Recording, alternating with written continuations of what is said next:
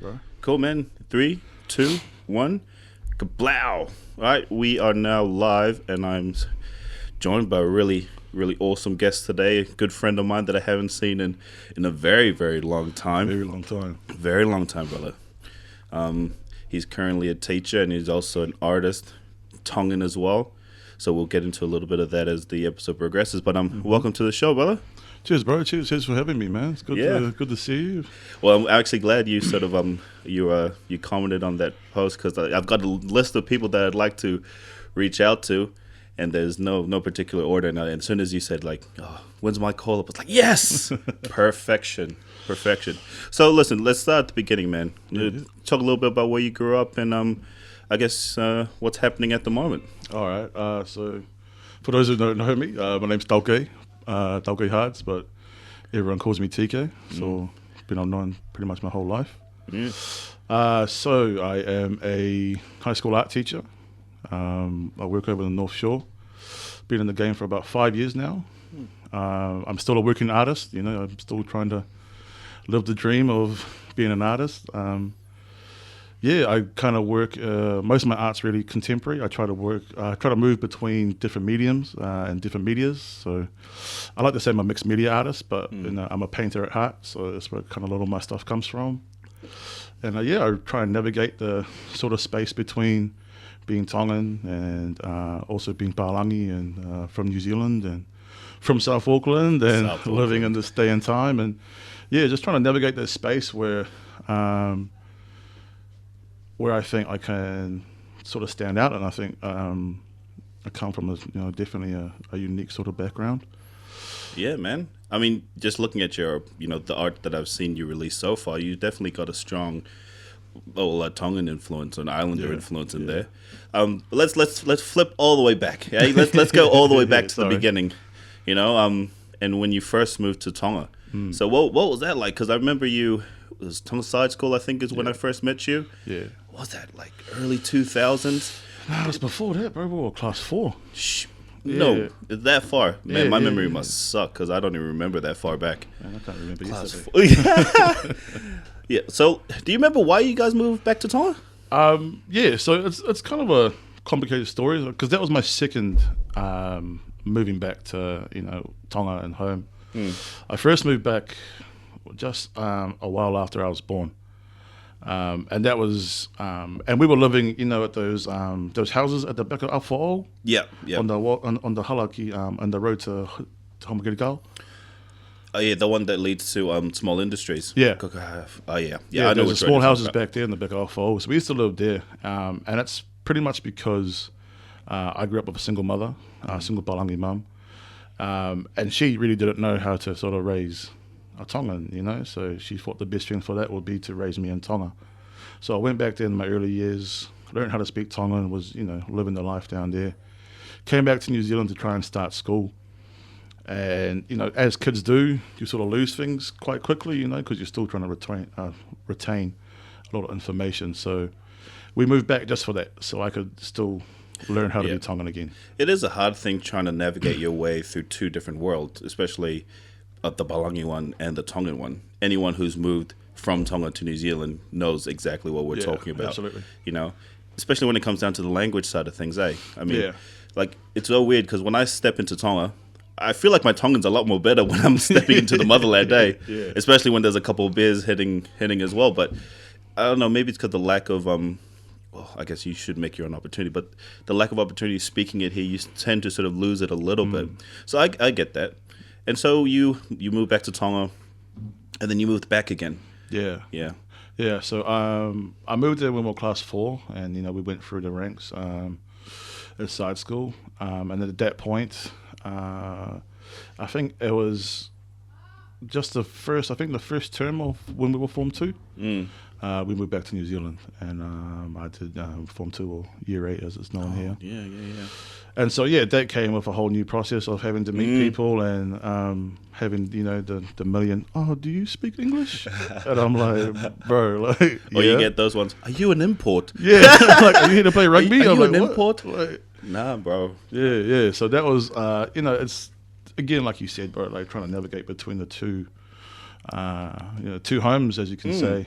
It's definitely been different, but back to what you said about, as soon as I land in Tonga, man, definitely the Tongan, I feel a lot more comfortable to be able to talk and, do the things that, I was raised to do, really. Where here, even though I'm quite fluent, I still find myself fumbling because I think I'm, so speaking Tongan in this completely different space, and kind of gets to me sometimes.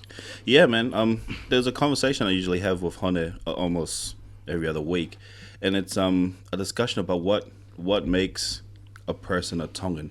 Is it the language? Is it the culture? And that becomes very complicated, especially when you put into perspective the Tongans that grew up here in New Zealand. And are they less Tongan than the ones who grew up in Tonga?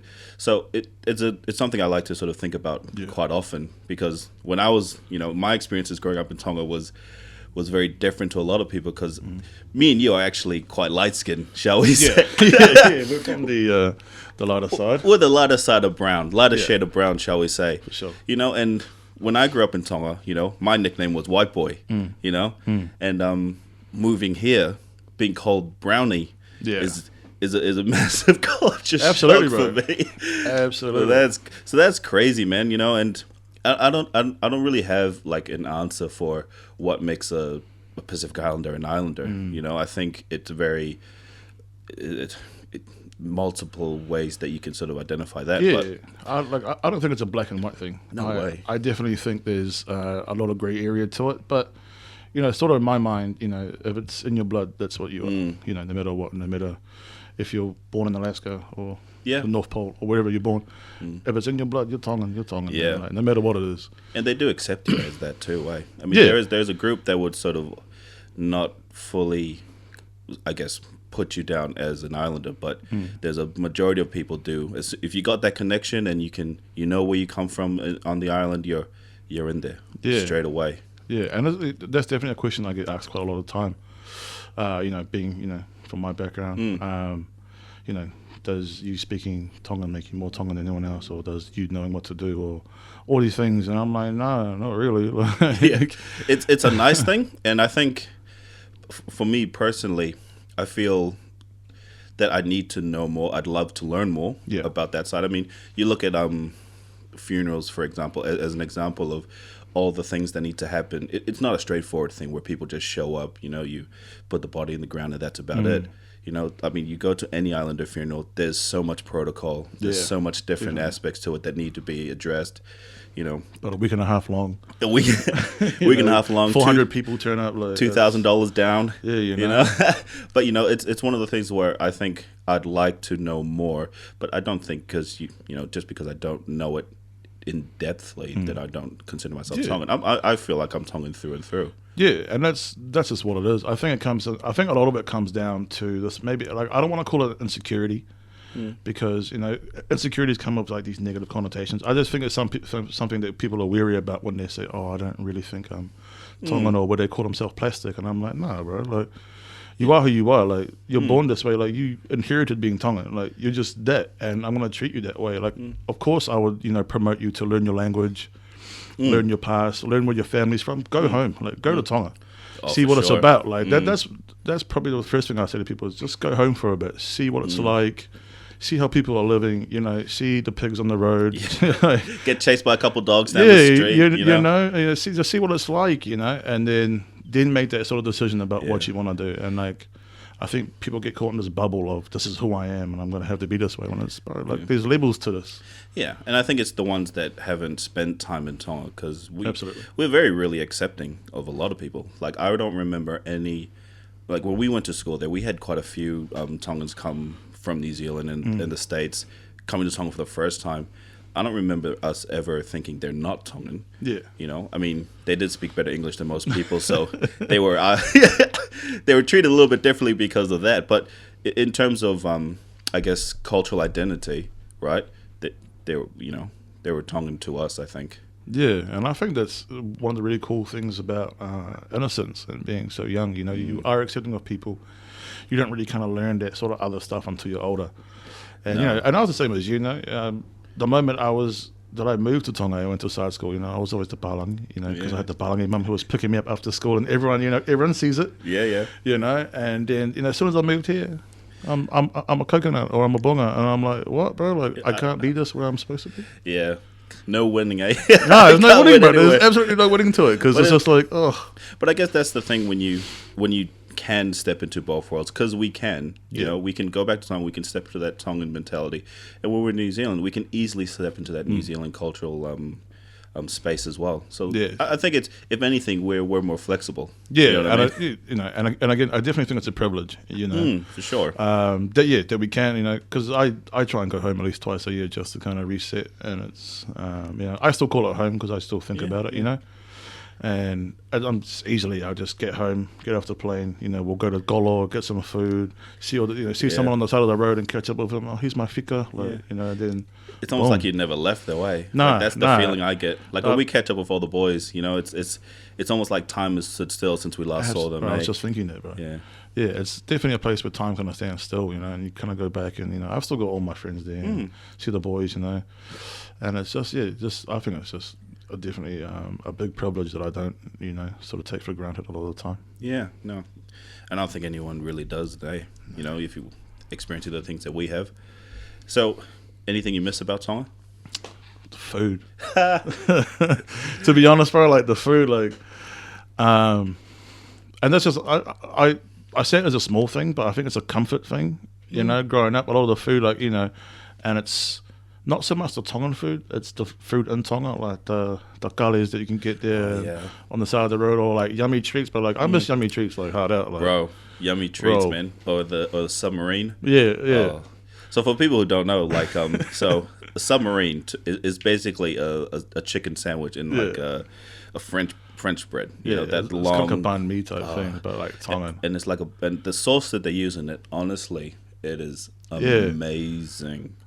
And that's been around for years. Yeah, since we were kids. I don't remember a time without that it wasn't around. No, it was used to be down the road, and now it's outside the old Tonga though. And I guess the food aspect of it all is also quite culturally embedded, anyway, isn't it? I mean, it's not. And you're right. It's not just the food, but it's company. You know, you know, the people that you're sharing the food with, and food symbolizes such a you know, a lot of stuff for Tongans. You know, I mean, we use food for fucking everything, man. Right. Everything. You know, So I think it's that, I think it's absolutely that, because it means so much to us in Tonga, and then also, you know, it does take me back to a place. You know, it takes me back to a time and a place where, you know, things were good.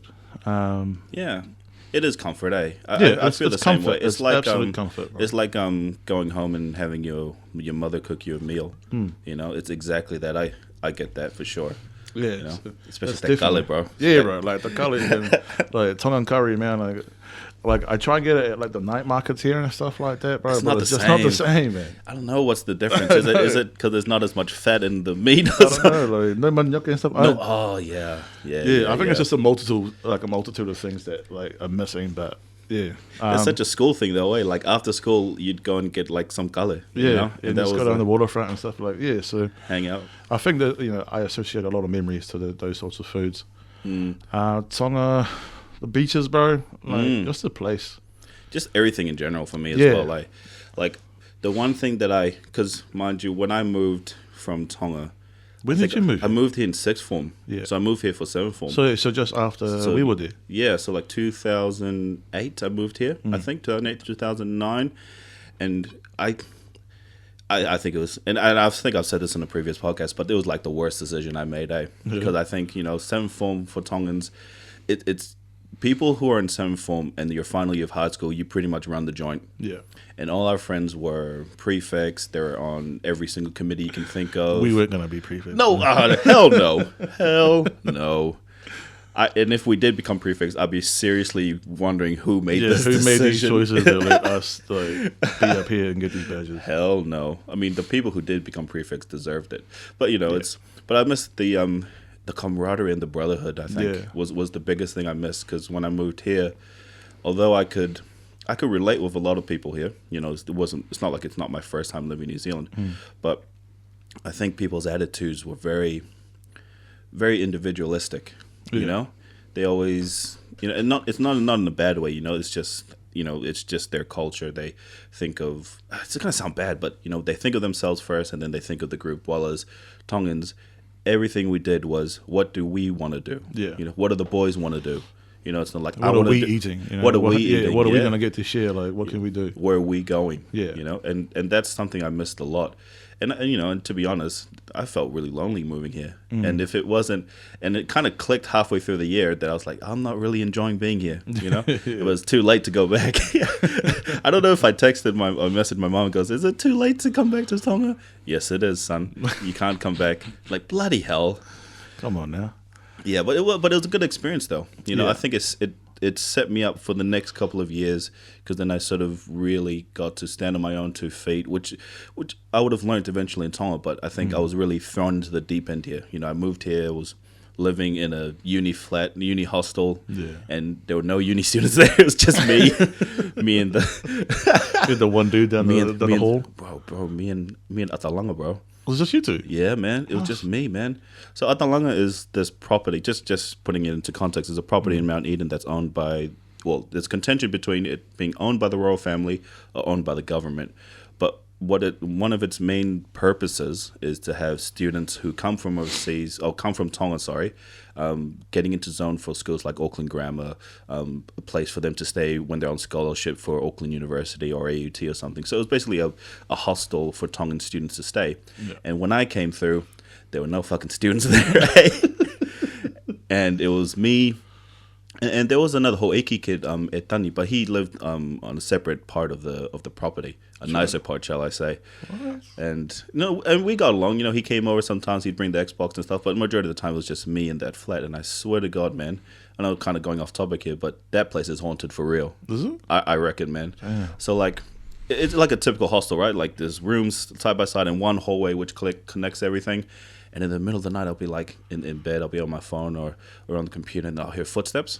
And I'll be like, oh, it's like, 2 a.m. in the morning. Who the fuck's walking down here? Yeah. No one lives here, just me. And I'll open the door. There's no one out there. Close it. All right, no one. Hear footsteps again running the other way. Open the door, nothing. And I was like, oh shit. Close it, lock the door, turn on the TV, turn on the lights. Should have burned that place down. I hope they did. Because I know people are trying to buy it. Really? Oh yeah, because it's in that great spot, isn't it? It's an amazing spot, and if you go there, it's massive.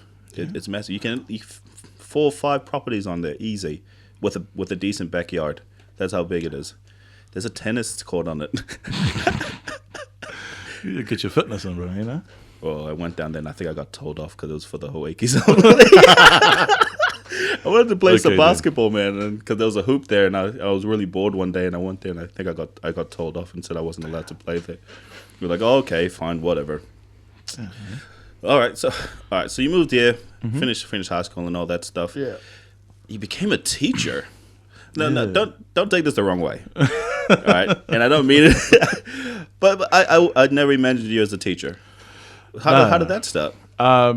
Yeah, so that's definitely the majority reaction that I've ever gotten from telling people that I became a teacher. So there's consistency there at least, right? Yeah.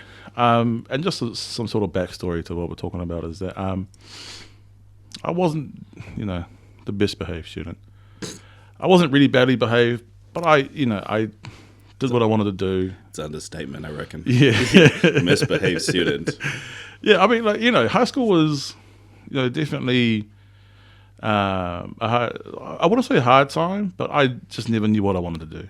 I never, for the longest time, knew what I wanted to do. I was just kind of going through on my ability to pass from one night study. That was my sort of, I guess, arrogance, and it's what it came from. And other than that, I didn't kind of see any meaningful movement in high school, except for being with the boys, seeing everyone, seeing what's going on in the weekend.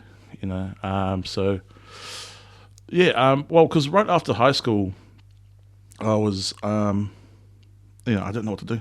I was just kind of lost. I was like, damn, like the easy route's kind of stopped now. Like me cruising past has kind of stopped, and I was still trying to live off that. So I was telling my mum, I just wait till the end of the school holidays and I'll see what I want to do. Like just give me, and it slowly crept up, because I was just like, oh damn. And then I was, I'm definitely privileged to have a mother who's very understanding about what I wanted to do. So while I was in high school, I was involved with a lot of graffiti and stuff like that, and that's what I was doing, you know. I remember. Yeah. I remember you getting told off in Tonga for tagging on the tables. Yeah, damn, that was. I got snitched out for Are that. you thinking? Are you remembering a specific assembly when it was just the boys? Yeah. And then was it Isaiah stood up and then he sort of turned? Them. Yeah, is that the one that you're thinking of? Because that's the one that stands out in my mind the most. So we're all having this assembly, and then I think it was a specific assembly because people were just absolutely wrecking the furniture for the school. They were like breaking it. But tagging seemed to be the one thing that kind of focused on, bro. Like people are like kicking stuff outside and stuff. They were throwing stuff. We were wild, man. They were throwing stuff off the second floor, broken and stuff like that, and then like focused on me. Yeah, so it's that one. That's the one I kind of remember, and one of the older boys. And it sort of carried on, eh? So carried on to when you moved to New Zealand. Yeah, well, I started it here. Yeah, and I kind of just fell in love with it, and it became this thing I did, and then I went to Tonga, came back, still continued it. So it was kind of the one thing I kind of always did, but I never really kind of saw any future in it. I never kind of really saw any pathway into a career. I just kind of saw it as something I love and something I do. It was a hobby at the time, eh? I mean, yeah, it was just something I would do with the boys or by myself, and I'd be drawing all the time and just kind of working it out. And then once I left high school and got to the end, where Mum was kind of like, what do you want to do? And I was kind of like, oh. And she said, do you want to get a job and work? You're kind of at a standstill, and that comes with its own perks. You get money, but working from no qualifications kind of gets you into a single track thing, you know what I mean? Yeah. And then she's like, yeah, absolutely. And that kind of freaks me out. I've never been It really should freak anyone out. Absolutely. Really. And then she's like, because she's always been supportive of my, she saw it as art, or just how I was expressing myself, because, I went through a lot of things when I was a teenager. And she was like, do you want to follow this art thing? And I was like, what do you mean? She goes, well, there's an art school, or part of MIT in Otara. There's an art school there, right? And do you want to try and see how it goes? And at that point, I was kind of like, oh, yeah, definitely. I'll jump into that. So, I enrolled, went there a few lessons. I thought I'll give it I always kind of had this thing. I was like, I'll give it 2 weeks. Yeah. Give it 2 weeks and see how it goes. Because I always kind of saw artists as these kind of fancy wine drinking, pinky fingered up, like Andy Warhol looking dudes. You know what I mean? Like turtlenecks and everything. Like, sitting there staring at a painting for 2 hours, expressing their opinion. Yeah, sniffing wine and stuff. I never saw artists who looked like me. I never saw artists who were from my area or from my background. So I was really ignorant to what art was. And then I got into MIT, into the Monaco School of Visual Arts that used to be there, and I loved it. It was just like being able to focus fully on what I wanted to do. They let me, be who I was, and still push me to kind of further it. Where are we going to take this into a sort of thing? So, yeah, I did that and got my bachelor's in creative arts, which was really, really cool. And then I came to another standstill.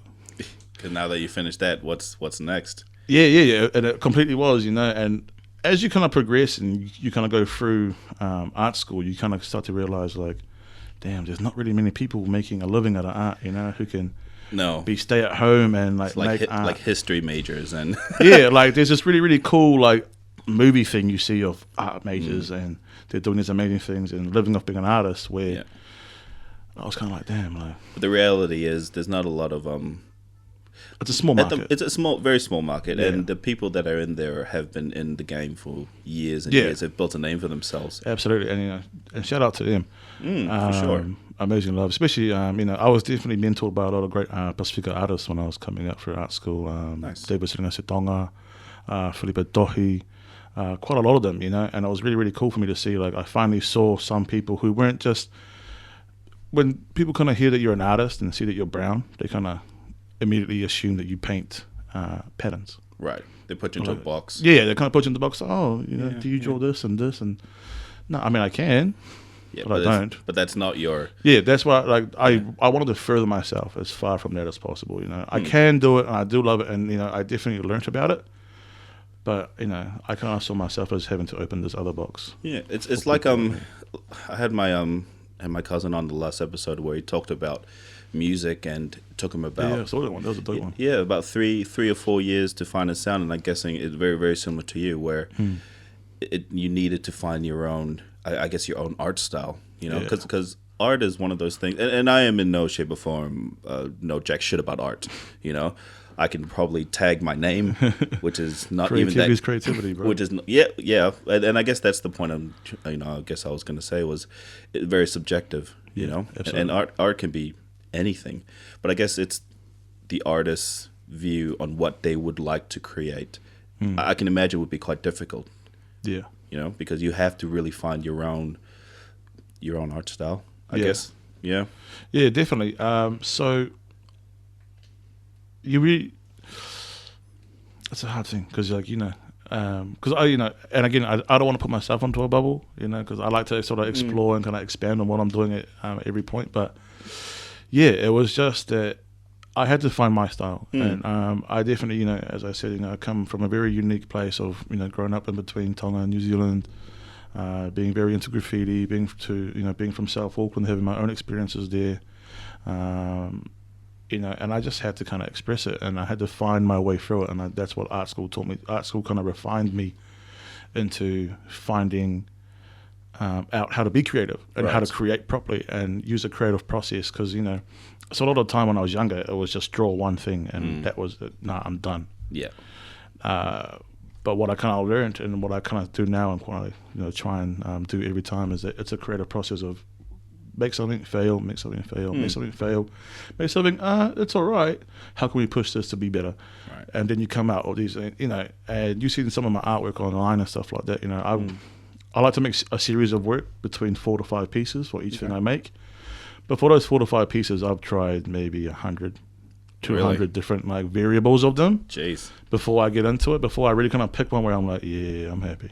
Yeah, you know, and it's one of the great things that you kind of just see it and you're kind of like, yeah, this is. So for you, when you finally get that art piece, because if you're doing 100 different variants of the same thing, is there something in your mind that just goes, nah, this is fucking it, or is it like a light bulb, or I mean, what's that kind of experience like? Yeah, it's just a moment of clarity. Like you kind of do something a little bit, and you kind of look back and you see it, and you're like, yeah, that's the one. That's what I've been after. That's the one. That's the vision. Yeah, and even when I have that, I'll save that as what I have, or kind of put it away, take a photo of it, and then I might edit it a bit more. I might try and paint on it or do something else to it, and be like, nah, actually, go back. So, you know, it's a whole process of experimenting with a lot of different things. But, you know, it's for me, it's you know. Like, do you think good art is you should always be pushing boundaries, especially with your own art, or do you think you can go too far with how you create things? Art's this real widespread topic now. Like, it's not just painting anymore. Yeah. You know, as it's gone through time, you know, it's become things where you can sign a urinal with your name and put that on, like, you know, Marcel Duchamp did, or quite a lot of other things. You know, like, art's so massive now that it's such a broad umbrella of what you can create. So I don't think you have to push the boundary every time. I really believe in you getting your story across more as a part of your art, and if it comes from that, you do that. But, you know, if it comes from just staying to what you're safe with, but you get your amazing idea across, do that. Like, it's, you know, again, subjective to a lot of things. Sure. You know. So I guess it's not pushing boundaries for the sake of pushing boundaries, but I guess it's pushing it to the point where, you know, your story is told exactly how you've envisioned it from the beginning. Yeah. And I guess you kind of have to a certain point, but I get what you mean as well. I mean, you can push things a bit too far, where it's like, what is art and what is criminal behavior? What is criminal? Well, that's a perfect line now. Yeah. You know, because, you know, it's called street art now. Yeah. You know, it's very, very accepted now to have artwork. To have artwork around the city. Yeah. To have artwork. CA. Yeah, and to have artwork down your train lines and stuff like that. It's very, very hip now. Like, and it's very, very hip to have graffiti in your home and on your banners, and like, this is really, really different thing to what I grew up as, because You know, you were really you were a underground stuff, tagger. eh? Yeah. Well, that's it. Eh? You were underground. Like you were this bad thing. You're labeled a tagger, and you kind of stuck with you. There was a couple of guys I knew in Auckland Grammar who got visited by cops every other month because they assumed it was these guys that tagged up this liquor store, or tagged up this underpass or something like that. So, do you think that's a good thing, though? Do you think it's a good thing now that I guess general graffiti, or what used to be known as sort of street graffiti, is seen as mainstream art almost? I mean, this is my own personal view, just for it. I do love that street art is there and it's becoming more acceptable in a lot of spaces. But to me, graffiti is always going to be graffiti. It's always going to be this underground, it's just, like, to me, it's just this pure thing that that's what it is, and you kind of know what it is. Whereas street art and the things going on right now are kind of different because they're made for different spaces. Sure. So I think a lot of street art and thing now are kind of made to be shown off and kind of made to be to help decorate. You know what I mean? Sure. And decorate could be a hard word. I might get a few ticks. Decorate. I might get a few ticks from this from some people I know. How dare you, TK? About decorate. Adorn maybe something like that. But graffiti to me was always just this underground. Like you weren't like. One of the coolest things that I loved about it was that people knew someone's name but never knew who he was. Like his name would be like everyone in Auckland would know, or every of course, artist in Auckland would know his name, but you wouldn't really know him. Like you sit next to him at a party and you'd be like, you'd never know, and you'd be bragging about what you're doing, but he's just like, yeah, okay, yeah. And little do you know, he's the guy that tagged up like one of the major bridges. And that's what it was, and that's definitely what some of the people I grew up with and got inspired from Narewa was people like that, and I love to see it getting out there, but I think there's definitely there's a certain aspect of it you'd like to keep pure, right? Yeah. And I guess almost because I've known a couple of guys in that space, and it's almost like a subculture to New Zealand, right? It in its own right, it's its own culture, really, because the kind of people that do that are breaking the law, But I guess that's part of it. That's part of the appeal, is that you're doing something naughty. But it's about cred at the same time. Because my friend always had this dream that there's that overpass going over Newmarket here in Auckland. So he dreamt of being able to climb up there one day and tag his tag up there. Yeah. And he'd talk about it every single day, that one day he's going to do it. I don't think he's done it. Otherwise, because that's news. That's news, really. I mean, that's high up. Yeah. But it's because for him, it's even if it got taken down the next day, he managed to get up there. He managed to get his name out there, and the cred he would have got would have been substantial, I reckon. Yeah, and it's just it goes along those things. So back to the main question. What we're doing. We're kind of going on a windy road here because we're just having a good conversation. But it's what it is, and I love to see it being made more mainstream. But I do also have a very big respect and love for what what it came from. It came from this amazing place. Yeah, was that your launching pad? Do you think into art? Because were you sort of not trying to get you in trouble, but sort of did you were sort of involved in that life before going to art school in Manukau? Yeah, definitely. It definitely was my launch pad because I wasn't even doing it at school. Like I wasn't even doing it when I was at school here. There's definitely no art schools in Tonga. Well, Leahona, if you... Well, Leahona now, but we went to the better school. Yeah, can we say? I'm not going to go there ever. But, it definitely was, and then after being in that scene for so long, I took photography. Okay. I took photography because, graffiti and photography kind of go hand in hand. You're Absolutely. taking photos, so that was more me. But graffiti definitely got me into art, and kind of has, definitely... It's kind of like the seed that kind of sprouted the tree that's kind of become, what I am now, in the least most cliche way. Well, it's cliche because it's true in a way, isn't it? And I'm sure there's a lot of people who's been in similar situations as well. Do you know a lot of guys that tagged back in the day that sort of progressed like you have into trying to do something a little bit more with art or thinking about doing a little bit more? I know a few people who have kind of got into that have created pathways for themselves into a career from it, which is really, really cool. And I definitely know some people who have been from the game and now are quite, large scale artists, especially in Tonga. There's Benjamin Work down there. He does a lot of work at the Danoa place. He's a travelled artist now. And it's something I love to see. But then there's also a lot of people that I know, not even who weren't even in graffiti, but who went to university with me, who went to art school with me, who don't do anything, to do with art anymore. And I'm kind of like, I respect the hustle. I respect that, that you got to work, you got to pay rent, you got to feed. But I, just as myself, I couldn't see myself not doing anything creative. Like the idea of like sitting in an office, shout out to people sitting in offices. Yeah.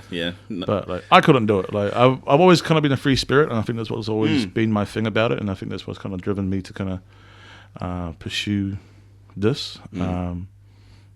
And yeah, it's just what I kind of see myself. Yeah, and you gotta stay true to yourself at the end of the day. Really. Yeah, I don't really want to look back when I'm old, and kind of be like, damn, like I wish I went to art school, or I wish I did this. And that's just my personal thing. Like, yeah, for sure. I went through broke eras. I definitely was broke for a lot of my teenagers and my early 20s. So I'm not saying it like it's this easy like Cinderella trip. It's definitely a lot of hard work, a lot of pushing it. Absolutely. A lot of noodles.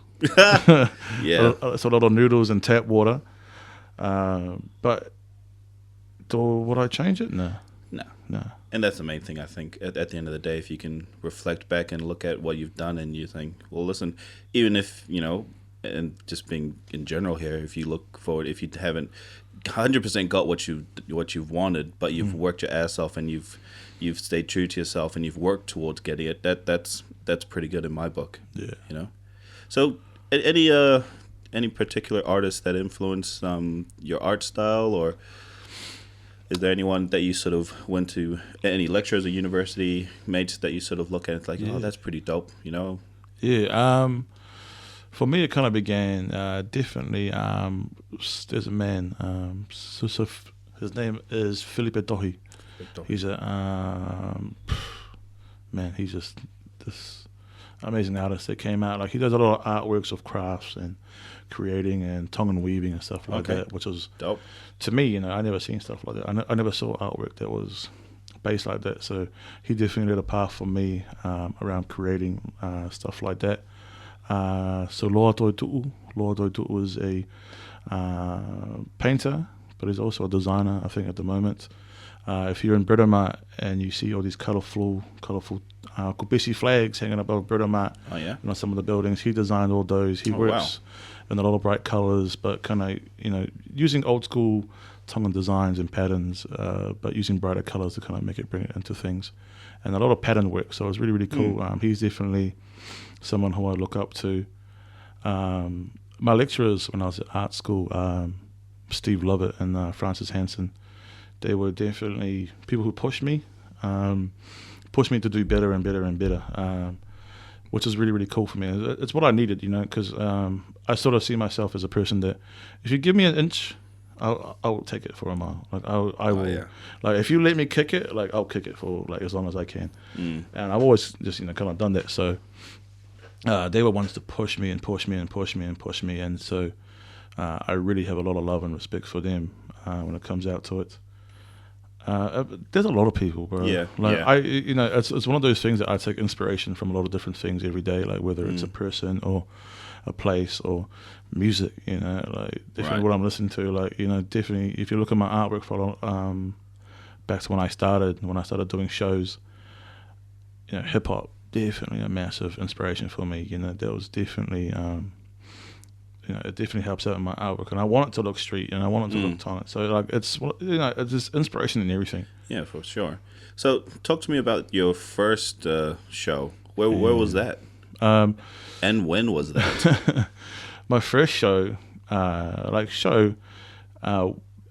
where I was at art school at the end of your last year. You have a whole year to work. You have a whole year to work an idea into fruition. Into a final show where everyone in that third or fourth year got to show and exhibit around. So that was my first sort of introduction into an actual exhibition. And, we had people come into the school and, 200 people going through and out and seeing the artwork set up. And that was my first sort of introduction into it. So I'd say that, and that was maybe 2013, 2014. A while back. Yeah, a while back. Yeah, definitely.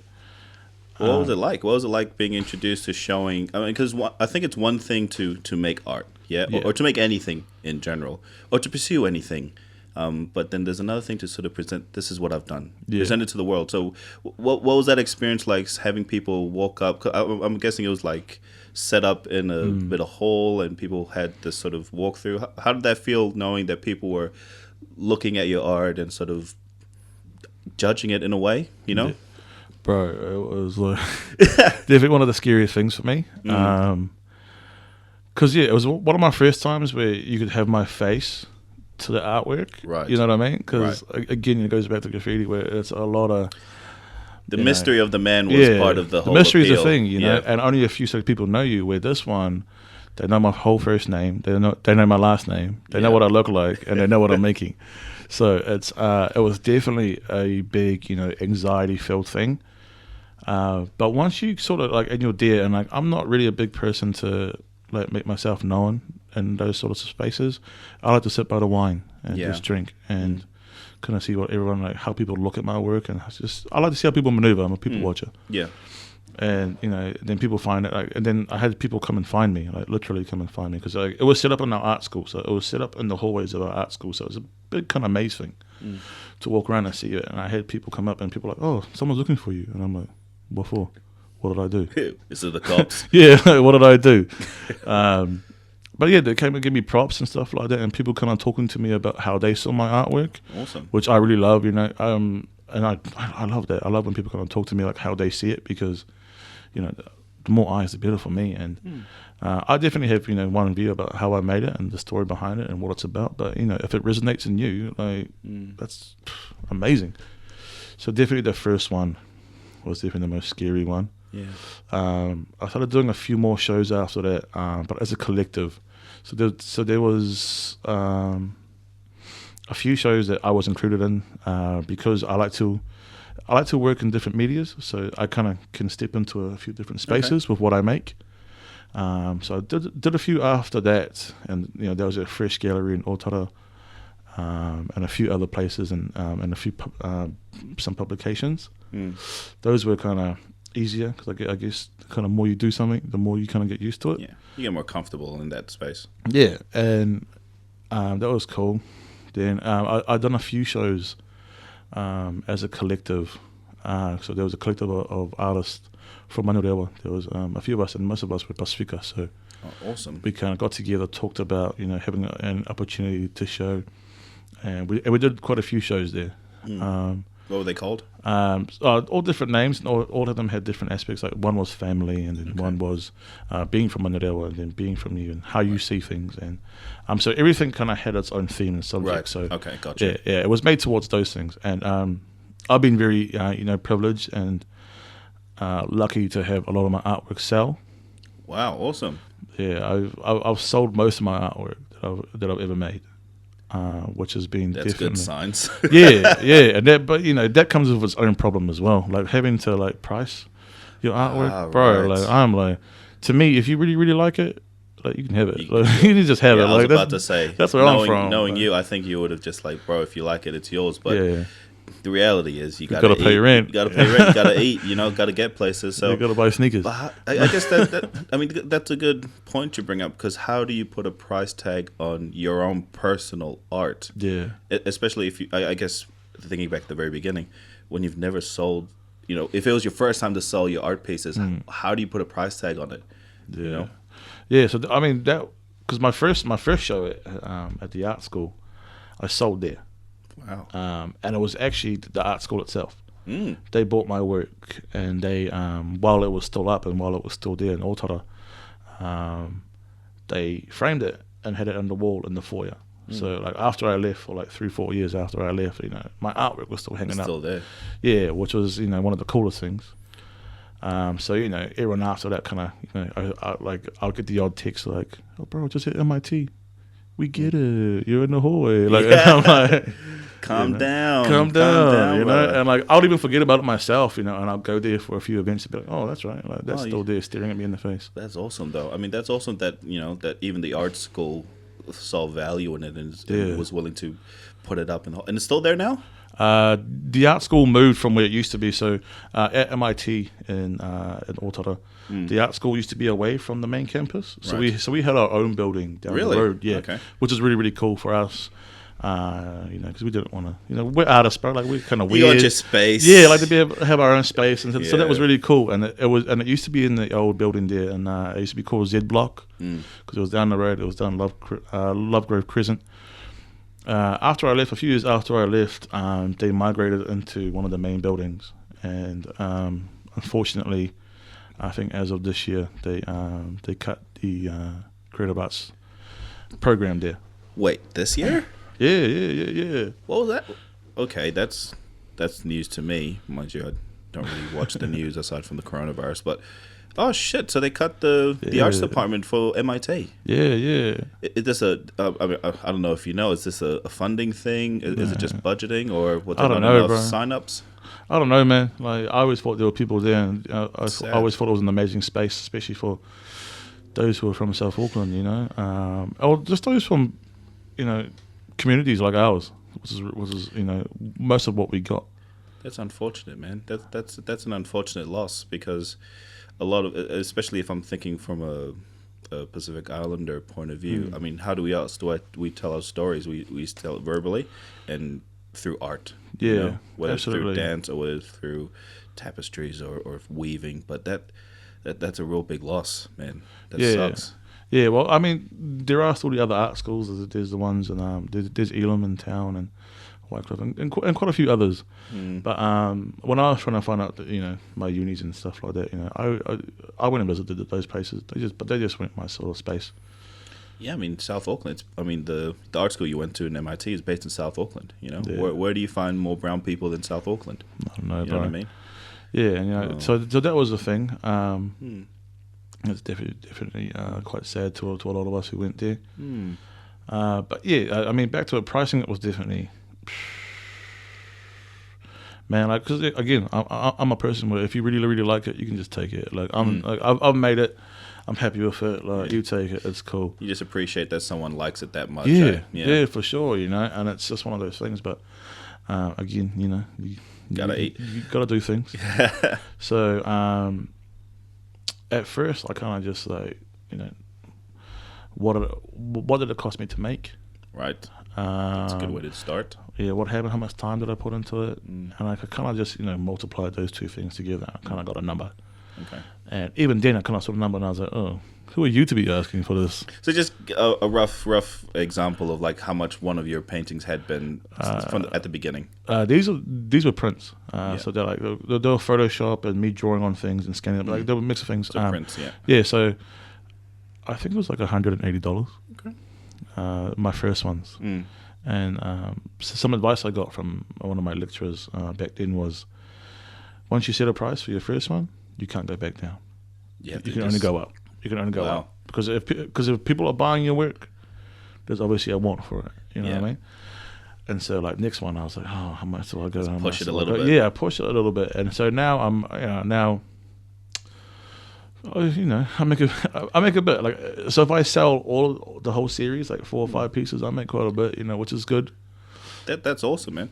I mean, do you have an online shop or anything that you put pieces up, or do you usually just sell it at shows? I normally just sell it at shows because I'm still quite shy about it. I guess being an artist, it's still quite personal to me. Yeah. But last year October, we had a exhibition at the Tanoa at the old line in Tonga. I saw that. I was going to bring that up. So perfect segue into that. So talk to us a little bit about that. So I got a call from one of my artist mates, and that's Lo Aupito. He called me up and like, bro, because there's a Tongan collective of artists here in Auckland.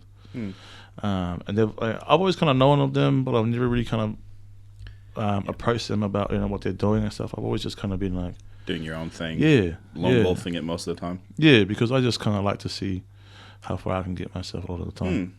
But yeah, he called me up and said, "Oh, yeah, bro, there's a show in Tonga. There's going to be quite a few of us going. We're going to give some artist talks and have a little conference." So it was a conference as well. Wow. While we were there. And I was kind of like, "Oh, yeah. I mean, like, I'm down to come have a look, like come see the meetings and see what it's about." Went to one of the first meetings, met the people there, kind of really hit it off with everyone. And then, they're kind of like, "Well, are you going to come? Are you going to do this? Are you going to make work for us, with us and put it together?" And I was like, "Oh, yeah. I mean, like, I'll see what I can do." I never really kind of like to say yes. You didn't want to commit straight away. Nah, because commitment's a big thing, especially like to me as an artist, because once you kind of commit, you're kind of in, and you have to make for this certain thing. Where I kind of like, oh, I like to make, I'll make it, and if I like it, I'll do it, but not when you're under pressure, I guess. Nah, because I think kind of losers, it's kind of like beauty when it comes to that, but that makes sense. That's a very cliche artist thing as well. I'm expecting a lot more cliche artists. Oh, you're definitely going to get the old. That's fine, man. That's fine. The pain-ridden artist, and what I make comes from pain and all that rubbish. Yeah, so I was definitely really lucky to get the opportunity, and so we flew to Tonga last year, October. And there was two shows going on.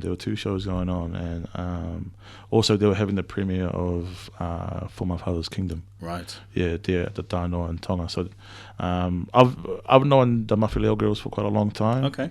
They're family friends, so definitely was keen to help support them and whatever they could. So they were going around showing the movie in different parts of Tongatapu, Oh, wow. West. So they weren't just it wasn't just a time. No, they were going up to churches. That's and amazing, stuff. man. Like, it was. That's awesome. It was one of the great things that I saw. So shout out to them, and I think they're in America now doing great things. But I went to the premiere here in New Zealand. I want it. At Civic. Yeah, I was here too, bro. How do we not see each other? Actually, I think I saw you put up a post about it, and I think I commented, I was there too. Yeah. I think we talked. Yes. Yeah. So I mean, they were doing that there, and then we had our show where there was quite a few of us. David Alatu, who's an amazing artist in Tonga, runs the Sileka art group down there. He does amazing work. He's one of the people I look up to. He does great stuff. So if you have a chance, look at his Instagram. What's his Instagram? David Alatu Art. David Alatu Art. Yeah. Shout out to David Alatu, man. Yeah, he does great work. Again, Benjamin Work was working there. We all sold pieces, created pieces, and even there, sold my work that I made for that. Wow. And I was lucky then too, because they just opened the doors, and my biggest fan is my mother. Of course. And she's this crazy person about my artwork. Like, I'll make something and I'll put something up, and she'll text me straight away, or like when she sees it, like, "That's amazing. I would like that for Christmas," or something, and I'll be like, "Do you have $250?" Listen, there's prices that come with these. Yeah, these paintings. Come on now. I love you, but so you always need that support, though. Yeah, and she's super supportive of it, and she's always there at the Tongan events and my art shows, and she's definitely picked up Tongan culture quite a lot from her living there with me as well. So she knows all about how to behave Tongan and the stuff. So she's always making me wear my tauvala and buying kahoas and giving them to people, and making sure like I've did a fellow waki with everyone and stuff like that. She's definitely a real one. Yeah, and so like the doors opened to the show, and she walked in, and I think she was just going to look around, and I think like 2 minutes later my artwork was sold. 5 minutes later, from doors opening, like, people came out, and I'm outside like 2 beers, drinking, you're just watching people. Like, I'm just like, cool, like the show's here, like, And when the lady comes out and goes, "Oh, you sold your work," and I was like, "Which one?" Because I had 3 as a series there. And so no, I sold all 3, and I was like, "Oh, wow." And then like my mum comes storming out, staring at me with the eyes going, "And you know you sold your work?" And I was like, "Yeah, I just got told." She's like, "I wanted to buy them," and I was like, "Oh well." You can buy them off me again. Yeah. Don't worry, there'll be more shows. Yeah, and definitely. Wow, that's awesome. Yeah, so again, I definitely kind of brought it down to me being very privileged, being able to make this sort of a career path for me, and now I teach it. Yeah. Before we get into teaching, do you find out who bought your paintings? Like, are you most privy of the time, to that? Most of the time I do it. Most of the time I try and find famous? Anyone well known in the Tongan community even? No, not really. Yeah, mine. I think so, but like I don't really kind of play on there. Like I'm just happy you bought it. So a lot of people who buy my artwork, I try and find them. Like so whether they're at the show, or I say, give me the prints once the show's done. I'll take them to the door. You know, and so there's been quite a few times where I've taken my artwork to their house and here's the artwork, and that's hey, cool. I'm the artist. Like, thank you so much for buying, blah blah. And we kind of have a talk and stuff like that, which is really really cool. Yeah, man. So yeah, I mean, like, cause I'm just thankful, bro. Like a lot of the time. Yeah, and that's coming across very clear. Is that you are very humbled and thankful for your opportunities, and you're making the most of it as well. Yeah, that's awesome to hear, man. That's really awesome to hear. So now you've stepped into the teaching world. Yeah. So I mean that kind of makes sense in a way. I mean, as an artist, I guess you can't be doing a show every other week, and it takes time to actually make the art. Gotta figure out how you gotta put bread on the table. But so why teaching? First of all, I never wanted to be a teacher. Okay. My mother's a teacher. Yeah, my mother's a teacher. She taught in Tonga at Aotearoa, at Teachers Training College, at Atele. She taught, she's always been a teacher. So I was already like, nah, bro. Like, definitely no. I don't know. Hell no. Like, nah. And then like my nana's also a teacher, but she's a primary school teacher. But they're all pretty much the same. Yeah, they're all teachers. What are you doing? What have you been up to? Are you working? Are you at school? Blah blah blah. So like to me, I kind of like nah, furthest thing from away. And teachers at high school didn't really.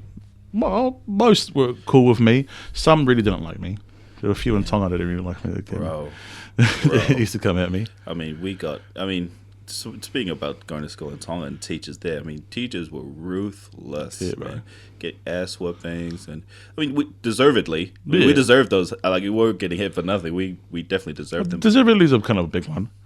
I think some of the times I was like, yeah, all right. Yeah, like a bit much, but I get where you're coming from. Yeah, sir. Yeah, okay. Yeah. Sir, walk away kind of mumbling, but very quietly that way, because you do get called back. Yeah, because you get called back and get another one, bro, and it's worse. And so, yeah, I mean, like, I never really wanted to be a teacher. It was when I was at art school, I was lucky enough to be part of a few projects that were doing murals. Okay. Around the communities. So they were doing quite a few on Dawson Road, and if you go to MIT, there's a big mural on the side of the baking school. It's got like the Brotown characters and donut characters. Like, so me and my mate painted that for school. Wow. What's the name of the street? That's at MIT. That's at MIT. But we did a few murals down Dawson Road towards the shops in Otara. Okay. But where we got to kind of work with the kids from Dawson Road Primary. Oh, awesome. So so we were part of that, and we were part of the creative process. Seeing the kids draw, and then how can we put it together, and then we bring over the paints, and we all paint it together. Us and the kids, we kind of show them how to do it. And I was like, man, this is kind of cool, like working with kids, and because kids are funny, bro. Like, they can be. Is there anywhere online you can find that mural? I'll link you up. After this, because on my phone I can't really remember where I put it. That's okay. That's good. Working with kids can be rewarding. Yeah. And other things. I think because I can give everyone's kids back. That's a fair point. Which is why I'm kind of cool with it. Like, I get to have your kid while he's cool during the day. Yeah. And there's some authority. You got some authority over them as well. Yeah. To a point. Yeah, to a point. Yeah. Absolutely. So, okay. Once I left art, once I graduated from art school, I was kind of like, where to now again? So another point, and then I kind of talked to my mum, and she was one of the first ones where I was kind of like, I think I might give this teaching a go. And we were in the car, and she almost crashed. She's like, what? Like, what? And Say that again? Yeah, and I was kind of like, I think I might give teaching a go. And she's like, damn, all right. Cool. Like, then she's like, I'll back you, blah, blah, blah. As she always does, yeah. Yeah, she always does, and my mother's, I think she's the best teacher in the world. She's always come from a place of where she wants the best for the kids. She's always been that way. And she kind of talked to me about, coming from where I'm from and having my own pretty unique experiences. Yeah, I'll be able to help kids. So I was like, real cool.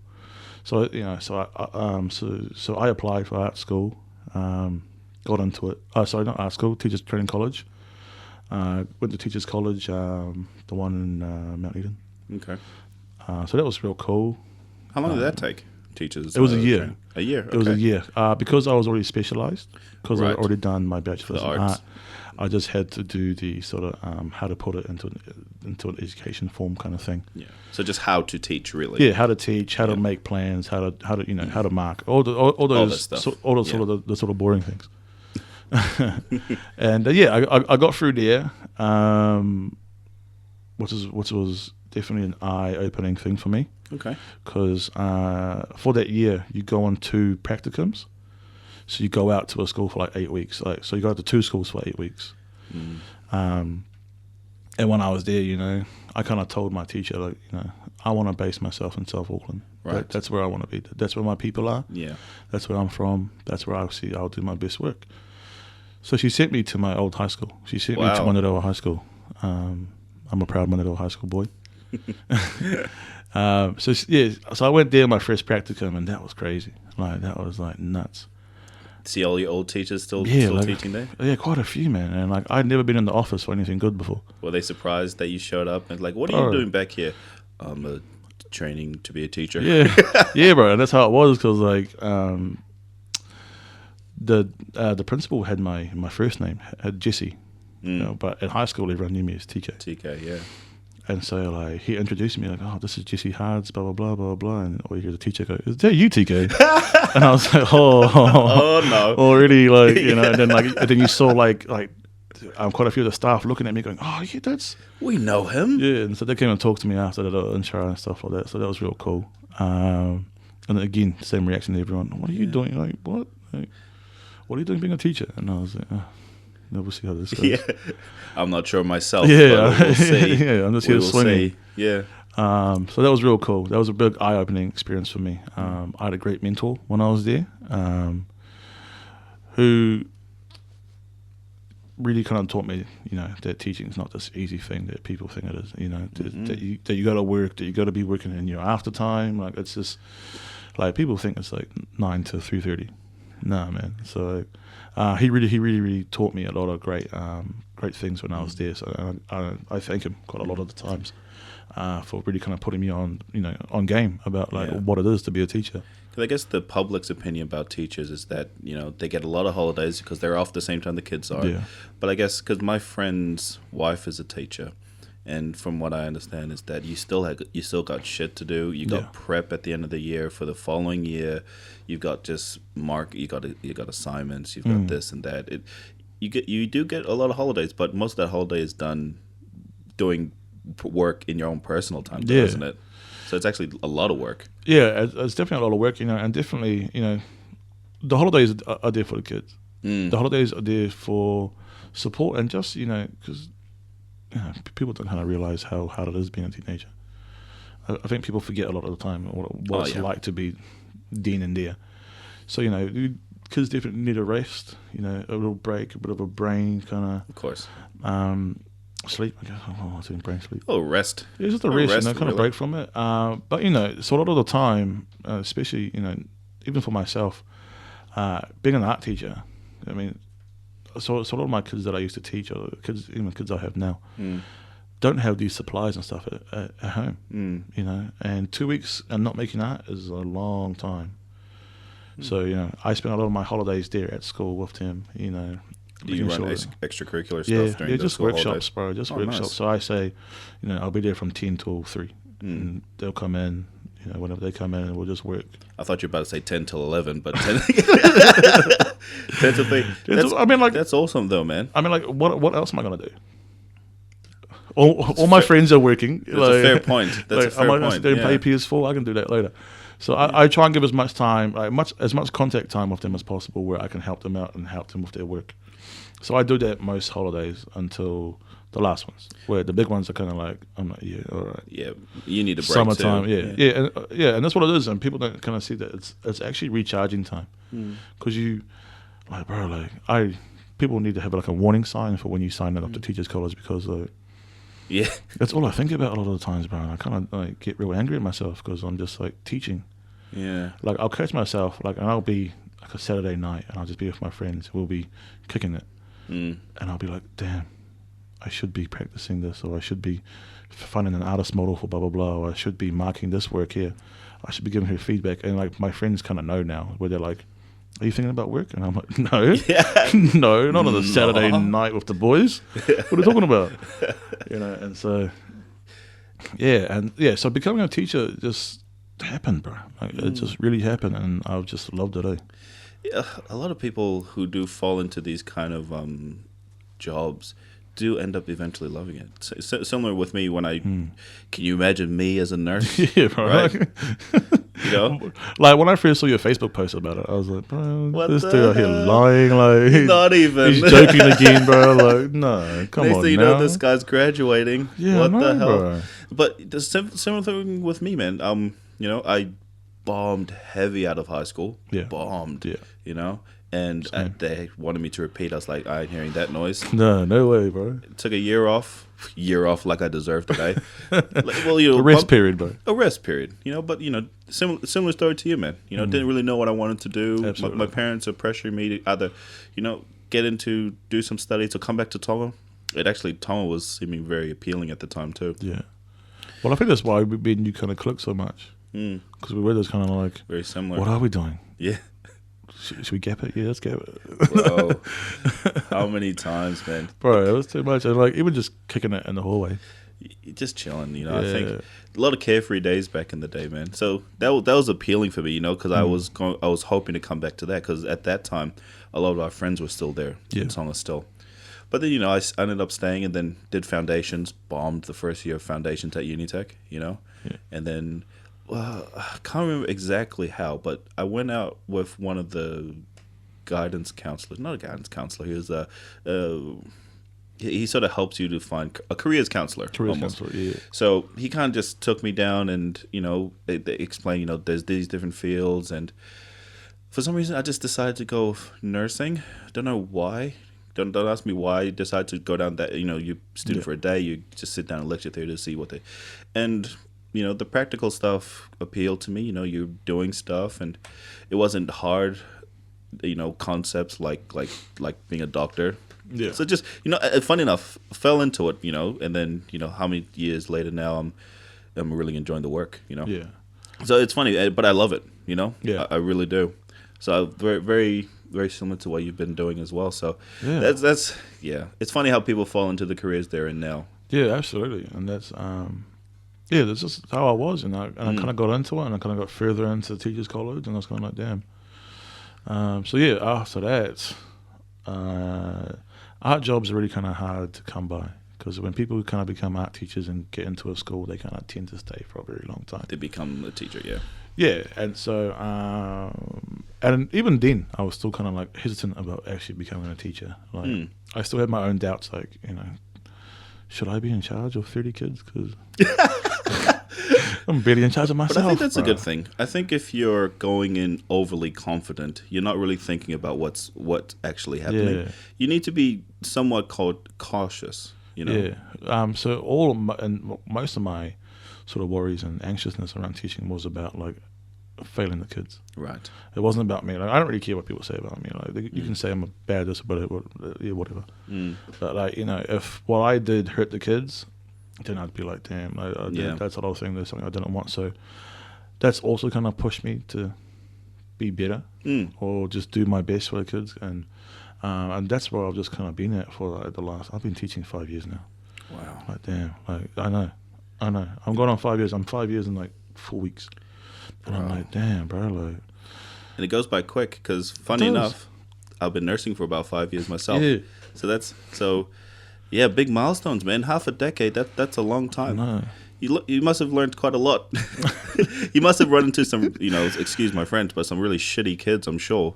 Man, like. But I think those kids make it interesting. I know teachers They tend keep to you get on your really toes. frustrated with certain kids, you know. Yeah. But I think, you know, those are the stories you keep, though. You know, those are the stories. Absolutely. That, you know, those are the hilarious stories you tell people. It's like, man, this kid Michael fucking got up and took his t-shirt off in the middle of class and did a backflip. You know. Yeah, and they do those things. Yeah, man, for sure. Yeah, I can imagine.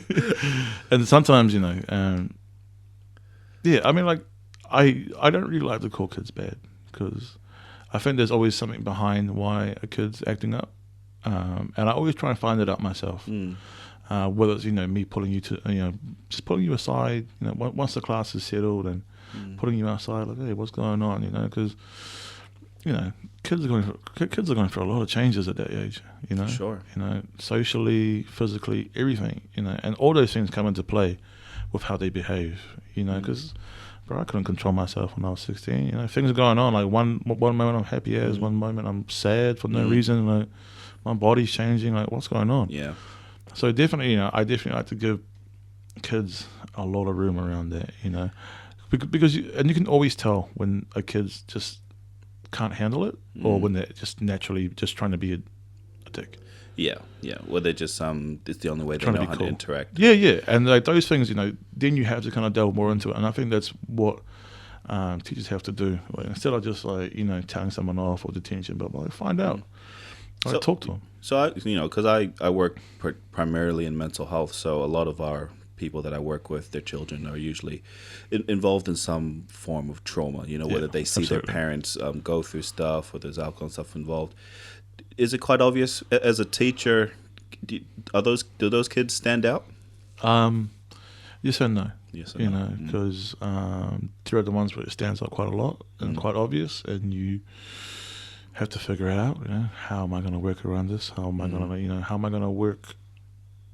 I'll work to fit you, you know, because I always believe that the way you teach should fit the kids. Absolutely. Not the way the kids learn should fit the way I teach. You know, I always try and work out an individualized plan for most of the kids, because you know, people need to learn different ways. Absolutely. And so yeah, you can see it to some degrees with those kids. And there are some kids who are you just can't tell, right? Like, you just don't know what's going on until like one breakdown, you know, one bad word from someone on like a Thursday afternoon when everyone's having cool times, and you just see boom, and I'm like, oh.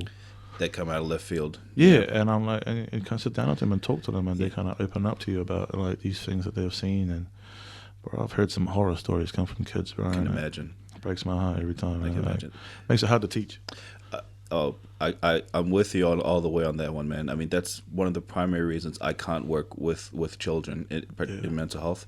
The stories are just much too sad, you know. And I, you know, to a certain point, also as a teacher, you need to have that emotional intelligence not to be overly involved in terms of taking things home with you all the time, because as a human being you can't cope that way. But that's always easier said than done, bro. That's what I'm saying, you know. It's easier said, and you know, and it's easy to teach that to anyone, but the reality is when you sit down and speak with a kid who's severely traumatized and they trust you enough to sort of tell you this, you can't help but think, fuck, I could do more. But obviously we're restrained by X, Y, and Z. You know, there's always more that we wish we could do, but we're always restrained. And I think that's the sad thing at the moment, you know, especially with our Pacifica kids and stuff like that. I mean, at the moment, it's more poverty. You know, it's more poverty and surprisingly more broken homes and things like that. Drugs and alcohol always find their way into that stuff too. But it's looking at those communities and think, you know, we could do more. But what is it? What is it? What can we do? You know? Yeah, and that's that works out for teaching as well, bro. Like, because man, like some of the horror stories I've heard, and I think one of my strengths at being a teacher is, you know, is that I can relate. You know, I have been through some stuff myself. Sure. You know, I don't mind sharing that to a point.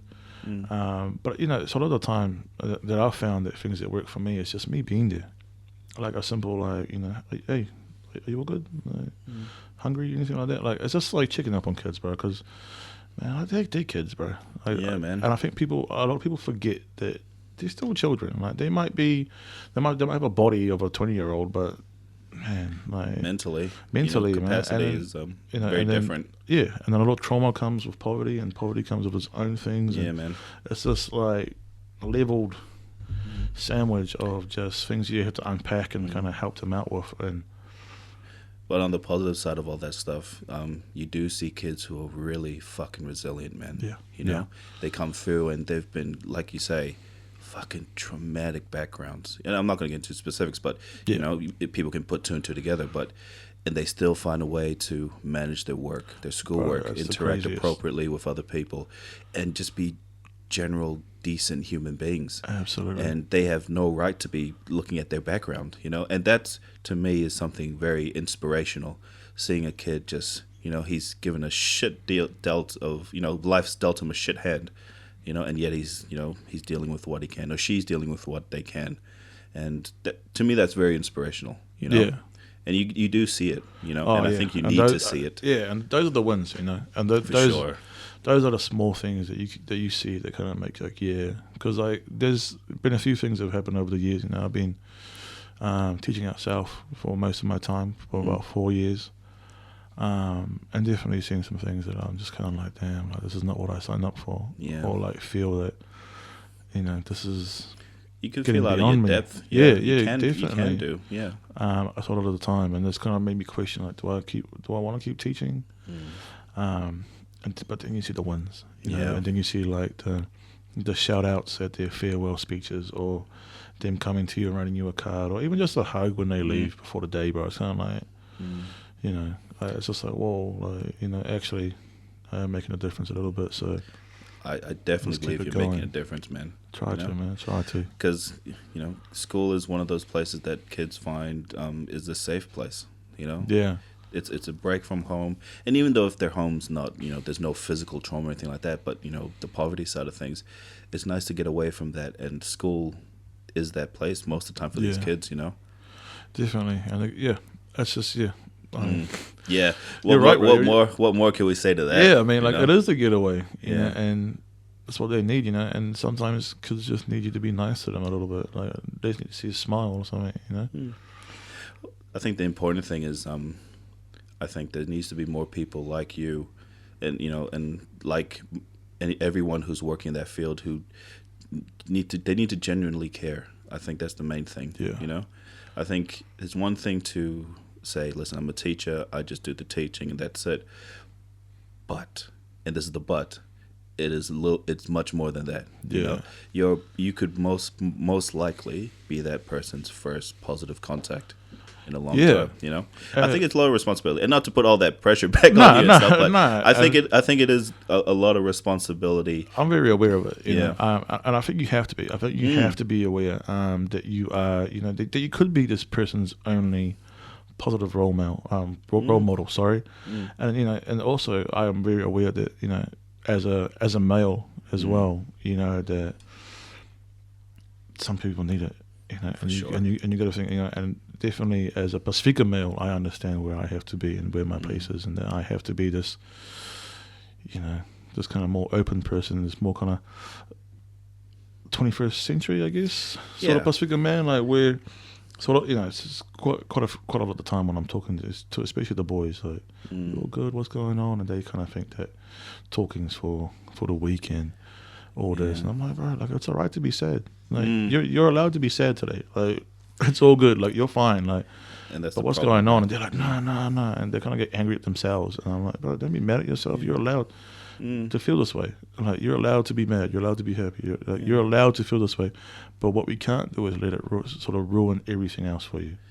Can't let it define them. Yeah, and you know, because you know, so at that age, you know, 15, 16, 17, one small decision can have a massive impact on what you do, right? Like, on what you do, and this is what you don't want to see. You don't want to see someone get flushed on the toilet just because you had a sort of angry moment, you know. So you have to be there to kind of help them out, how to deal with situations, how to deal with themselves and their feelings. You know, you're not always going to get it, but ways to kind of have, you know, and even holding empty spaces. Like, my room's always open. Yeah. No matter what it is. Like, I'm going to eat my lunch at my table. I'm going to do a bit of work. If you want to come in, if you want to talk. If you don't want to talk, don't talk. Too. Like, I'm cool. Like, I'm just going to do my thing. But here's a space for you to do whatever you want to do. And I'm sure the kids do appreciate it too, because sometimes it is having that space. Yeah, you know? I mean, over the last couple of years, I haven't really been this big safe space person, but as I mature and you know, as my perspective that's opens, what it comes from all of us. Like, you know? I wasn't this way when I was younger. Yeah, but it's a good thing, you know. It's a good thing to be able to change, and like you say, you know, being this new age Pacifica male, because we hold the keys to the future. You know. I mean, we are going to be shaping the next group of Pacifica people. Yeah, you know, and we do want to identify what's going on because, man, having the highest suicide rates out of males, bro. Yeah, man. Holding Pacifica, damn, like. Yeah, and that's a tough pill to swallow. Absolutely, it's a really tough pill to swallow. Absolutely, and even growing up, like I'm starting to look back at it, you know, after seeing these stats and stuff. Like even in Tonga, it's also many, you know, it's because it's just kind of like, Yeah, I think a lot of it is that people don't talk enough. You know, talk about real shit. Yeah, you know, like not just fight cover drinks and like bullshitting jokes and around stuff like that, you know, no, like real talk. You know, and I think you need everyone, and this is everyone. You know, male, female, whoever. You need that one person you can offload to. Yeah, it's the people who hold in all this emotional stuff and their thought processes, and you know, just ruminating about shit in the past that really does fuck people over. With you, yeah, and that's definitely. I share heaps of stuff around men opening up and talking. You know, because I'm about it. You know, I really think that's what people need. You know, and you know. People call me names and stuff. You know, the boys gonna give you a bit of a thing, but I'm like, bro, hey, of course, I'm still here to talk to you, bro. Like, if you're sad, bro, come and talk to me. I'm here, bro. We'll grab a few beers or whatever, grab some food. But I think it's a day and age where we have to open up because not only are we hurting, bro, but you know, our women, our kids, for sure, you know, they're all hurting at the same time as well. So we, you know, I think people kind of see that their pain's only affecting them a lot of the time. Where it's like, bro, like... Yeah, it's actually not. Yeah. It does have far-reaching consequences a lot of the time. Like, everyone's scared of you, bro. Yeah. Yeah. I mean, this is just one of those things that people just need to work on, eh? You know, just constantly work on, just constantly pushing and being supportive in general. And I think we're getting better. I think as a people, we are getting better at being more open with each other. Yeah. And... I'm hoping for the best in the future, you know. Yeah, same. So yeah. Oh, sorry. Okay. No, that's all right. No, because I was just about to say because, you know, we've talked about a lot of really deep shit. Yeah, I know, bro. Like, this has been a good conversation. It's been really good. We've segued into a lot of different things here. I love segueing. I should have called this podcast a segue podcast because really just on this fucking wave of a conversation. But, you know, we cannot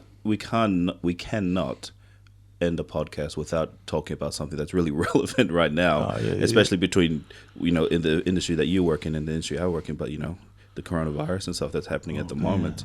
That's some scary shit, man. Yeah. That's some really scary shit going on at the moment. Yeah, like what's been going on, man? Well, I'm glad at the moment, I'm glad that we've taken very serious movements to close down our borders. I'm very surprised that the Labour government moved this. I wouldn't have expected them to, but I think it's a good move, you know. But at the same time, it makes me wary. Why is the government moving so strongly to sort of? It must be, and I'm not trying to cause fear mongering or anything like that. But I think, you know, conspiracy theories, bro. What are you up to? I'm not trying to get into the conspiracy theory realm, although we can easily get into that. Bro, easily. But I'm glad at the moment that our government is working hard to sort of make things happen, and I think because of that, we've been very lucky to have, although our cases are climbing, but not a drastic explosion of cases. Now, I do still expect more cases to come. That's just a natural thing that will happen. You know, I mean, any pandemic, you can't expect to just have 20 people. But a pandemic is basically when a disease travels through to other countries. Okay. So an epidemic is, and someone's going to text me and say, like, Loi Elo, you went nursing school and you still don't. No. Yeah. So an epidemic is when it's spread just locally within that country. Yeah. So there's been many epidemics, you know. I always thought the epidemic was worse than pandemic. No, pandemic is world. I mean, just spreading country to country. Yeah. So I think because it sounds like epic. It's epic. It's going hard. No, but yeah. So that, I guess that's just to clarify that's why it's seen as much more worse, and that's why the World Health Organization was very slow. Well, I'm not going to say slow, but they delayed their announcement of labeling this a pandemic because people do tend to panic. Yeah, I think, and they fucking look at Australia, man. Look at Australia buying up all these toilet papers and shit. What the hell? They have a lot more worse things to worry than that. Yeah, but and it's the thing. The thing is, it's natural for humans to behave in this way, because when it's down, if you genuinely feel you need to survive, you'll fucking do whatever you need to do. So I don't hate them for doing it. I think they're stupid for not looking into it a little bit more, because that's really selfish. I think there's different ways to go about it, not just running in there and just like collecting up everything like that. But toilet paper, I know, that was the first thing I thought. I was like, why?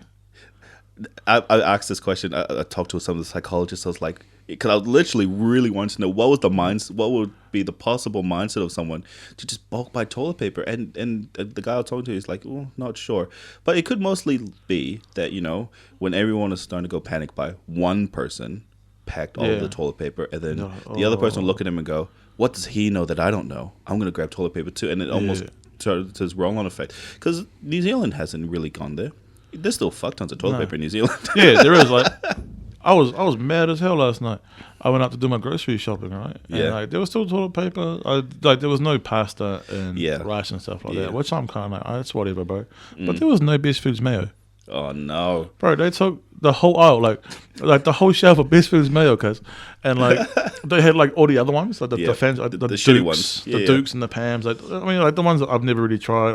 I'll be honest, I never really tried them because I'm just kind of like, you know what you like. Yeah, Best Foods the one. Like, and I was mad as hell. I was like, bro, who is stockpiling mayonnaise? I know, bro. Like, you can understand the rice. You can understand people buying oats, powdered milk. The non-perishables. Yeah. Well, not non-perishable, but the ones corned beef was pretty good too. Bro, corned beef went like that, man. Bro. And not just the cheap ones. Everything just went. Because I went doomsday shopping. I say doomsday shop, but I didn't really go. I just bought some extra, just essential stuff. Well, I'm not ready, shall we say. I'm not ready. But, but I felt bad because I was getting there and, I got like 6 cans of baked beans and I was like, I feel really bad now. Put 2 back. But people haven't been panic buying as far as I could see when I went shopping. I mean, people were still going about their day-to-day life. This is 2 or 3 days ago or something like that. But I do think people need to be more mindful that the more you bulk buy, the less you're leaving for supply for everyone else. Because the people who bulk buy, they're the reason shit's gonna be very hard to find, and buy, and that's what's gonna cause a fucking widespread panic. Yeah, and that's how someone gets beat up. Well, I saw a post yesterday. It said, people who are panic buying right now are doing it for someone who's gonna panic rob you, and I'm like, we'll see. Yeah, that's true. Some Best Foods mayo, because I'm gonna be coming to your door. Can you imagine you walk in and you see this guy walking out with 2 boxes of Best Food mayo? Like, yo, what the hell, man? I'll be pissed. I saw that gone. The pasta gone. A lot of the rice was gone. The mixed veggies and the frozen aisle was gone. Like, they were pretty quick up. A lot of the canned food. But I was like, oh man, like. Yeah, people are just starting to get a little bit more wary now. Now that our cases are now at 20, I think we've got 20 cases. 28. Yeah. Sorry, you're right. I think at 1 p.m. they came out. Yeah, 28. Another 8 today, I think, wasn't it? Yeah. What's today? The 18th. Yeah. 18th of March. Too many bloody travelers going around. Well, most of them are travelers. Most of our cases has been from people, New Zealanders coming from overseas. So that's a good thing. I take that back. I don't mean bloody travelers. I love you guys. Unless you're doing it on purpose, then fuck you. Like if you know that you're like at risk of it, and you've just gapped it from all the screens and stuff, and you're just going around going, I'm gonna go see Hobbiton. Yeah, like, bro, what are you up to? Then you're a dick. Then you probably deserve to be kicked out at some point. And you're gonna cause some people some real big problems. Self-isolate people, man. Just self-isolate. Just 2 weeks. That's not hard. Fucking Netflix it. Frozen 2 got released on Disney Plus. Hit that shit. It's good. You can tell you're a dad. Yeah. The first thing you went to was Frozen, bro. Daniel Tiger. That is my go-to. You don't know Daniel Tiger. Nah. One day you will, my friend. I hope not. Daniel Tiger's dope, man. I'm gonna show my kids Thanos. Like, he's gonna be a baby, like snapping his fingers everywhere, like be angry at his teacher, snapping his fingers, going. And the teacher's like, "What is wrong? What are you up to? What is wrong with this kid? Oh, he's been watching Avengers." Yeah, it's this Thanos thing, bro. Like mad at everyone. But at the moment, because working from the health side of New Zealand at the moment, you know, we're getting heaps of like changes in our protocol and things like that. As people would expect, you know, things do need to change and evolve with the new information that's coming through. Is it similar with the schools? So a lot of the schools have been made aware about what's going on, you know, and I can't really speak too much about it because I'm just not in the know. But you know what I mean? Like we're told to wash hands, and the people have been in contact, and then, you know, if you know that your family's been traveling, isolate and do this. Like it's all there. Like we all have the common knowledge stuff, and we try and, you know, pass it on every day. Wash your hands, you know, make sure that you know, just the classic stuff like that. There is a lot of, not a lot, but there's, you know, definitely some hysteria going on around it. You know, absolutely. And people ask me questions, and I'm just like, you know, I can't really talk about it because I'm not gonna. Because it has to come from on high. It has to come from the ministry, really, doesn't it? And I just don't want to be like, because I'll just say stuff. Yeah, you don't want to contribute to the hysteria. Yeah, the hysteria, like, because I know from, because knowing kids, I'll say one thing, and they'll take like the smallest part of the sentence and be like, nah, he said coronavirus, it's here. It's here, bro. Yeah, we're not taking our kids to school. Yeah, no. I said we need to wash our hands and not get the coronavirus. Yeah, and they were like, kids are at home. And I've seen parents, you know, who have said, you know, that they're going to keep their kids at home. And I'm like, you know, do whatever you got to do. You're a parent. Whatever's best for your babies, you do what you got to do. Yeah. Yeah, I got no hate for them. I mean, at the end of the day, it is a very concerning virus that's going around. Yeah, it's nuts. You know, in thinking about it now, I don't think that'll be. I understand for people who don't work in schools and who can't get the time off, it's going to be very difficult to take 2 weeks off. But maybe shutting down the schools for 2 weeks, you know, just to see who gets symptomatic and not, may be a good thing. Because I think we've been very lucky. We've been very lucky not to get a community spread. Absolutely. A community spread, and we've only had people coming from overseas. And children are one of those little things that bloody transmit every single freaking disease out there. Right? Oh, bro, like I've never been so sick in my life until I became a teacher. Bro. Like, until I became a teacher, like, and it's just because I'm in contact with so many different things, you know. And bro, I'm just like, damn. But and kids, and I think a majority of the kids who do test positive there for the coronavirus, that is, they're mostly asymptomatic. So that's the reason why I think, you know, maybe I know what that means. Yeah. So they don't show symptoms. Sorry. All right. Cool. Yeah. Cool, So they don't. Sorry. This is me talking. See, how you feel is how I feel when a doctor talks to me. I'm gonna start saying some art stuff now, just to please do. equal it out. Please do, because I need to learn more. But yeah, I guess the main thing for me is that, like you say, you know, sensible hand hygiene stuff. You know, I guess we need to start, you know, no more filoaki with anyone anymore. Yeah. Even though me and you broke that today, but I guess, all right. Yeah. I'm more weary of you. I'm asymptomatic, bro. And you are. You learned something new. That's awesome. Well, I'm concerned too, because I work in the community, so I visit people at home. So, but we're all being vigilant. You know, I think we're all doing our part. I am washing my hands like never before. I think my hands are starting to peel a little bit from all the freaking shit that I use. As an artist, bro, I wash my hands all the time. Yeah. Well, as an artist and a teacher, because, you know, we're always with paints, always stuff, and it's just become habit with me. Just to everything, just boom, wash, and then I'm like finding out, gotta do it again, and doing stuff like that. But yeah, I mean, like, bro, like I'm like serious about it, and it's like there, but I'm not gonna. I don't want to cause any hysteria. No, I don't want to cause anything. To be honest, I'm more concerned for the elderly. Because they're the ones that are mostly affected. That get affected the worst. Have you seen those memes on Facebook, bro? Like the old fella in the aisle, bro. Like of the old fella in the aisle, and there's nothing there, and he's like, bro. That's so sad. I'm like, what's going on here? Like, who raised you? That's so bad, man. Yeah, and there's like 4 or 5 of them, bro. And I'm like, first of all, why are you taking a picture of an old man? Like, don't like show his pain like out there like that. Like that's first of all. But I think it's a good thing. Oh yeah, I mean it's good, but like still like people should know how much of a dick they are for bulk buying shit that when you don't necessarily need to. Yeah, you know? And that sounds crazy, bro. And then seeing that stuff, I'm like, bro, who raised you? Like, you should be helping them out. Like that should be your first thing. Like absolutely, and this is going back to the Tongan valleys. The elderly is usually the first people we look after. Oh, for sure. You know. Oh, for sure. Yeah, man. Because sorry, just lost my train of thought there just for a second. I had something hilarious, I swear, but then I just totally lost track of it. Yeah. But that's all good. But no, I mean.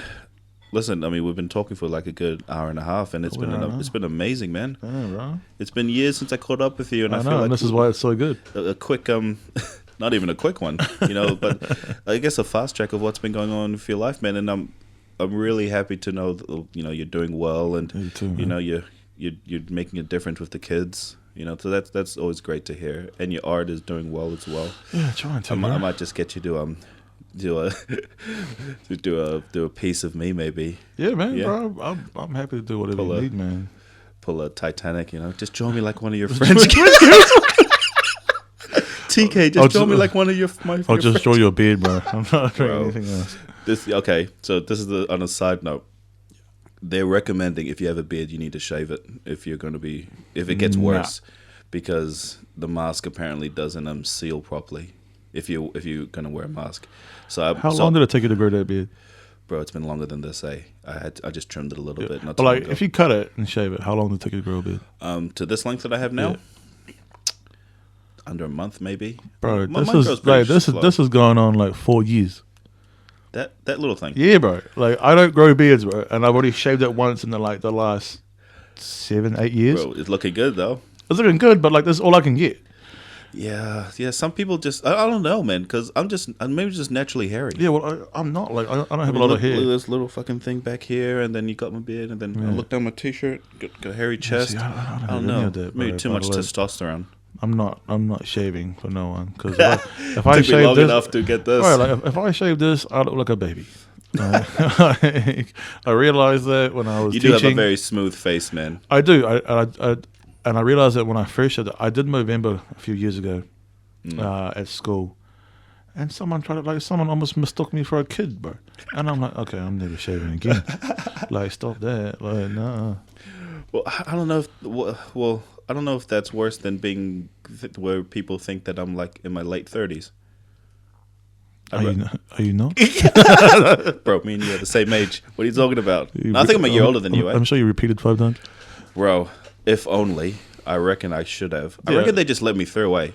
I think you're a year older than me, aren't you? I think a year older, yeah. Are you 30 I'll be 30 this year. Yeah. I'm 30 next year. Yeah. So, listen, I mean, I reckon they didn't repeat me because in Tonga, that is, because they just couldn't be fucked. They're like, I'm not having this guy in my class again. Move him on with the rest of the boys, But dude, it's been a real awesome catching up with you, man. So much, and I appreciate you. Yeah, and I appreciate you being on the podcast and sharing your story and what's been happening with you at the moment. And the way it's sounding, bro, looks like we're going to do a part 2 or something. Oh, absolutely. There's a few people I've got on the list there's a couple of guys that I spoke to already that's definitely going to need a part 2, and me and you for sure, man. So listen, is there anywhere where we can see any of your art, or is there any place where? So just right now on my Instagram, I'm actively making work now. So I'm trying to push out at least a piece a week now. Nice. Or a piece a fortnight. So I've just finished a brand new series. I've started putting previews up on Facebook, but you can find them all on Instagram, because I just find the quality of the images are a lot better on Instagram. Much more accessible, I think, Instagram is. I'm starting to notice. And Facebook's kind of like... It's too overcrowded, eh? Yeah. Too overcrowded with so much stuff. You have friends from like when we were younger. I'm like, bro, I don't... So what's your Instagram handle? At TK Hards Art.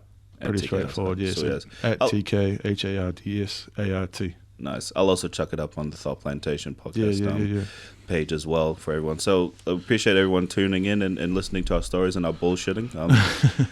I really do appreciate it. We'll catch you guys in the next one. Sweet as, man. That's it.